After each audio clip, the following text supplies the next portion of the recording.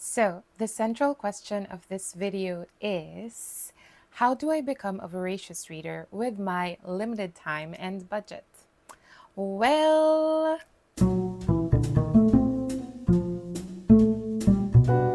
hello there, fellow bookish beings. It's Jessica. If you're new here, hi, hello, welcome. I am a bookish Filipina now living in Paris who wants to get serious in my love for books. Voilà.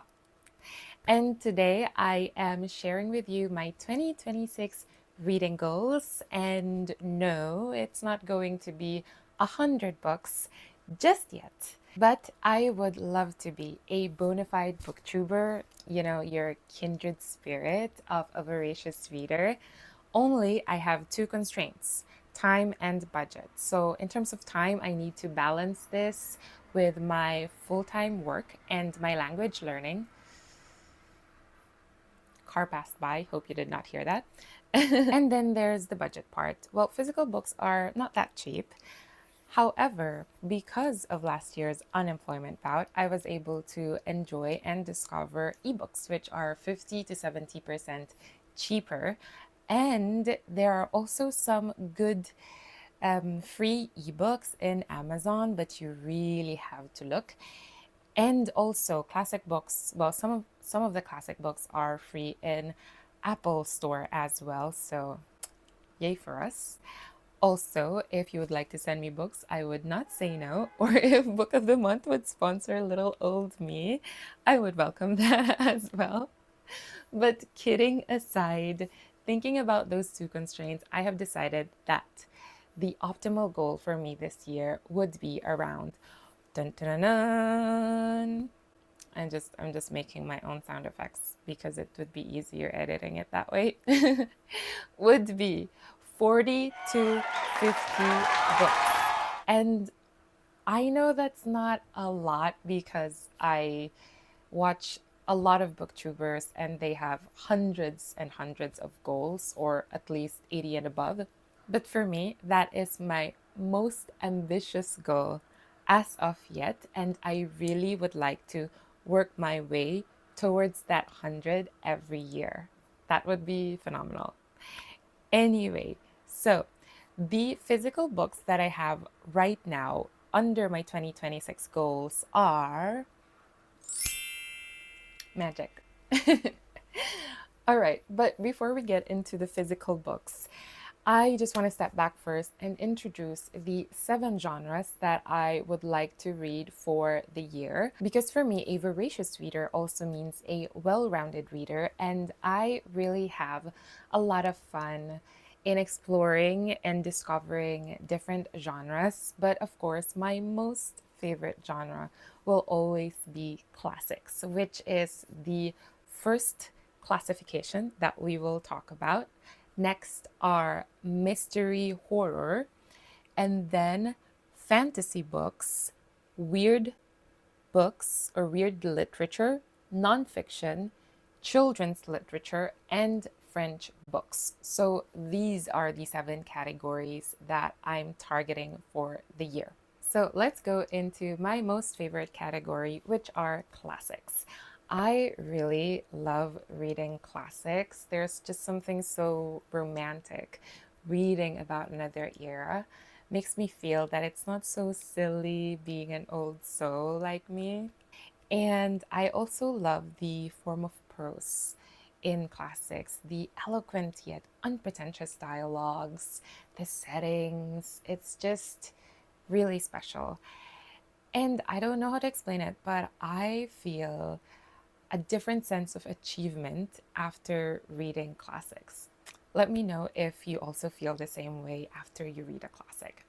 Anyway, so the physical books in my classics list, and oh, by the way, every year, chunk of my reading goal is always on the classics section. So for the year, I would love to read 10 classics, and then I'm reserving 5 books for each of the 6 categories we previously mentioned. So going back, I already have 4 physical books out of the 10 classics that I would love to read this year. I have Le Petit Prince by Antoine de Saint-Exupéry. all in French, and I will explain why this is not in the French books category in a minute. We have Middlemarch by George Eliot, which I've been wanting to read for so long, and someone finally gifted me a copy, and it's so cool. And then we also have Agnes Grey by Anne Bronte and Carmilla by Sheridan Le Fanu. And the rest of the classics that I would love to read for the year are Villlette by Charlotte Bronte, Anne of Avonlea by Ella Montgomery, In the Shadow of Young Girls by Proust, The Hunchback of Notre-Dame by Victor Hugo, Madame Bovary by Gustave Flaubert, and The Second Sex by Simone de Beauvoir. And I just want to especially mention the French authors in my list. 2025 was a great reading year for me, but it also made me realize that I haven't really been paying attention to French authors as much as I would have wanted to. And so they are a real focus for me this year with Proust, Hugo, Flaubert, and Beauvoir. Let me know if you would like to recommend any other French authors that I should read. These four authors are just the well-known authors to me at the moment, but I am always open to suggestions, so yes. Let's move on to the next category, which is mystery horror. Well, I bet you're wondering why I didn't put Carmilla with this genre. Well, it's because I would love to explore contemporary mystery horror novels. That said, I do have The Alienist, which I'm not sure if it's considered a classic, but I discovered this because of the Netflix series, which is absolutely amazing. If you haven't watched it, go after watching this video and subscribing. Thank you. So if you're not familiar, The Alienist follows, well, The Alienist, Dr. Laszlo. So imagine Mindhunter, but in 1896 New York. And so he is trying to profile the serial killer who is killing young boys in New York at the time. It's gruesome and really scary. Well, at least the Netflix series is. And I want to see if that translates to the book or which is better. As a rule of thumb, I know that, well, I feel that books are so much better than, the live action production. But because I really love the Netflix show, I want to see if I will love the book as much or even more in that case. And the contemporary horror mystery that I want to read are these books. So we have The Ending Writes Itself by Evelyn Clarke, Yellowface by R.F. Kuang, The Bewitching by Silvia Moreno Garcia, and The Housemaid by Frida McFadden. Well, actually, I'm not sure about The Housemaid now because the movie is already out and I just get a bit turned off when that happens. I hope someone gets what I mean out there. And so I'm thinking maybe instead of The Housemaid, I'll go back to Miss Agatha Christie, and finally read The Murder on the Orient Express. I have avoided watching the movie because I've always wanted to read the book, and last year was a great Agatha Christie reading year for me. So voila, there you go. Moving on to our next category, which is fantasy. Now, this genre is something I consider myself as a real novice. Yes, I've read the entire Harry Potter series and watched all the movies, of course. Yes, I've read Wheel of Time. Well, just book one. Don't know if I'm going to continue on that series. Yes, I have some fantasy books on my shelf, but aside from that, I really feel like I am such a beginner on this realm. And so for 2026, I am starting strong with A Court of Thorns and Roses and Lord of the Rings. I know, I feel like it's such a stark contract. I feel like it's such a start. I feel like it's such a stark contrast because this is considered as like the classic fantasy. And well, you know, this is like book talk fantasy. Not that there's anything bad about it. It's just, I don't know how to articulate my thoughts right now. You get what I mean. I trust that you get what I mean. But I really am having fun with the fae realm, with the fae genre, thanks to Heather Fawcett. And so I thought, why not explore this very popular book series about faes? I have forgotten what this is all about, but I know it's about faes, and there are warring fae kingdoms here. I want to really get into this. And of course, the grandfather or the father of fantasy books, The Fellowship of the Ring by J.R.R. Tolkien. I have watched all three movies and also one Hobbit movie, but of course, I love the original movies best. And so, because I unexpectedly loved it very much and now it's dear to my heart, I have been scared getting into the book because what if I get disappointed with the book? What if it makes me resent the movies because it's not like the movies and I love the book more? The champagne problems that I have. But I feel like 2026 has to be the year that I start The Fellowship of the Ring because I want to get through all the books in the series, plus the Hobbit books. So I need this. I need to start this. And so let me know in the comments down below what your thoughts about LOTR are. I would love to read them just so I can be hyped up in reading this book for the year.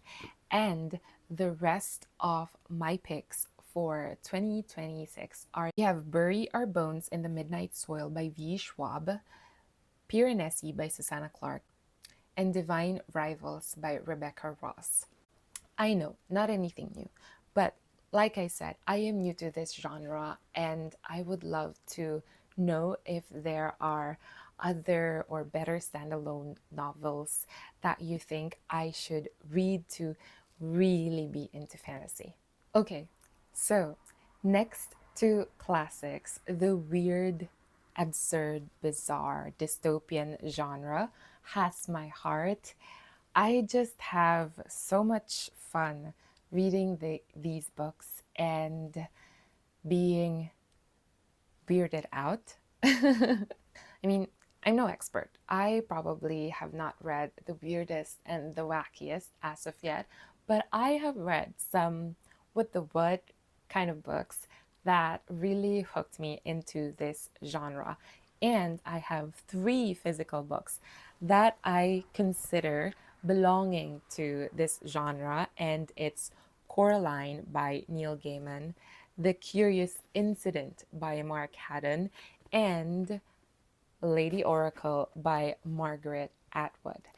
And the other 2 books that I want to read in this genre are Comfort Me with Apples by Catherine Valente and 1Q84 by Haruki Murakami. What do you think of my 5 picks? Are there any weirder books that you can recommend to me? Do let me know in the comments down below. The weirder, the better. So we are down to the last 3 genres.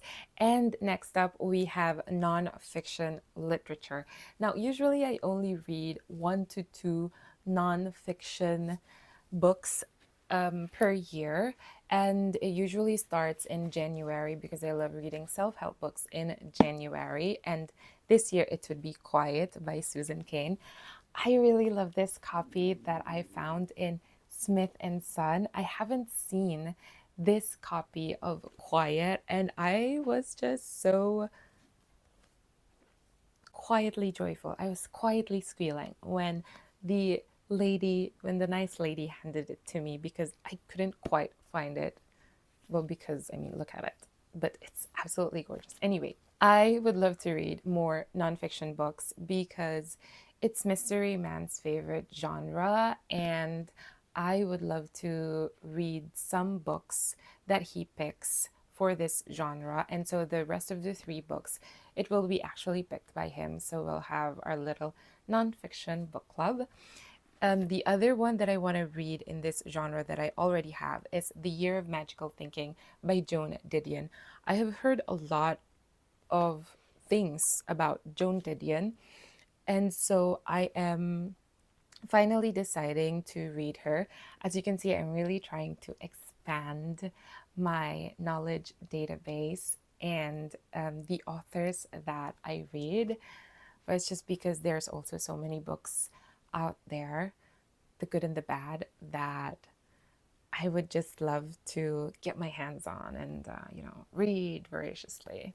So, yeah, that's for our nonfiction category. Next up are children's books. So, thanks to Anne of Green Gables, which has taken my heart last year and it's now one of my all-time favorite books, I wanted to explore more children slash young adult books. And right now, the only physical book I have for this category is The Velveteen Rabbit by Marjorie Williams. I have actually discovered this book through Pinterest, and I can't wait to read this by the bed with probably my hot cocoa or my sleepy time tea. And the rest of the books in this category are, we have one Roald Dahl book, I'm not yet sure which one, The Lion, the Witch, and the Wardrobe by C.S. Lewis, that I've read during my elementary years, but I want to reread as an adult, Howl's Moving Castle by Diana Wynne Jones, and Where the Wild Things Are by Maurice Sendak.